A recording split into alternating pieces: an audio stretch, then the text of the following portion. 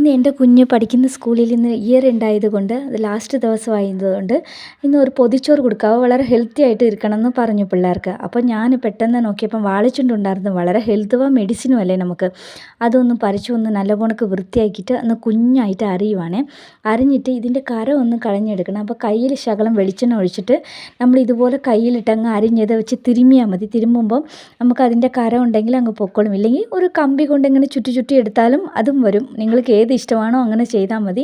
പിന്നെ ഇതിൻ്റെ അരപ്പ് സാധാ തോരൻ വെക്കുന്ന പോലെയാണ്. ഇച്ചിരി തേങ്ങയും 2 അല്ലി മുളക്, പച്ചമുളകോ കാന്താരിയോ വെളുത്തുള്ളി ജീരകം മഞ്ഞൾപ്പൊടി ഇത്രയും സാധനങ്ങളൊന്ന് ഓടിച്ചിട്ട് ചതച്ചെടുത്താൽ മതി. പിന്നെ പാത്രം അടുപ്പത്തേക്ക് വെച്ച് വെളിച്ചെണ്ണ ഒഴിക്കുക, കടുക് കരിവേപ്പില ഇടുക. കരിവേപ്പില ഇല്ലായിരുന്നു. പിന്നെ ഇതിൻ്റെ പ്രത്യേകിച്ച് കുറച്ച് ടേസ്റ്റ് കൂട്ടാൻ വേണ്ടി ഇച്ചിരി ഉഴുന്ന് ഇടുവാണേ. നല്ല ഉഴുന്ന, അല്ലെങ്കിൽ കടലപ്പരിപ്പ് ഇടാം. ഇത് പിള്ളേർക്ക് കഴിക്കുമ്പോൾ നല്ല ടേസ്റ്റാണ്. ചുമ്മാ കൊണ്ട് വാഴച്ചുണ്ട് തോരനാന്ന് പറഞ്ഞ് പിള്ളേർക്ക് കൊടുത്താൽ പിള്ളേർക്ക് അതൊന്നും ഇഷ്ടമില്ല. അപ്പോൾ ഇങ്ങനെ നമുക്ക് ചെയ്ത് കൊടുക്കുമ്പം കഴിച്ചോളൂ കേട്ടോ. ഇപ്പോൾ ചുണ്ട് പിന്നെ നമുക്ക് ഇച്ചിരി സവാളയും അരിഞ്ഞിട്ടതും വെച്ച് നമ്മൾ അരപ്പും ചേർത്ത് ഒന്ന് പൊത്തി വെച്ച് ഇങ്ങനെ വേവിക്കുകയാണ്. മിക്സി ജാർ കഴുകിയ വെള്ളം ശകലം ഒഴിച്ചാവുള്ളൂ, ഒത്തിരി വെള്ളം ഒഴിക്കല്ലേ.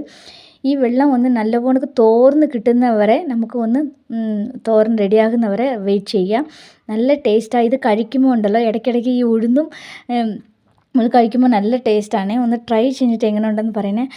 പിന്നെ നമുക്ക് പൊതിച്ചോറ് ഇച്ചിരി മീനച്ചാറും ഇച്ചിരി തോരനും പിന്നെ മുട്ട ഓംലേറ്റും ഇട്ട് നമ്മുടെ പൊതിച്ചോറ് റെഡിയായി.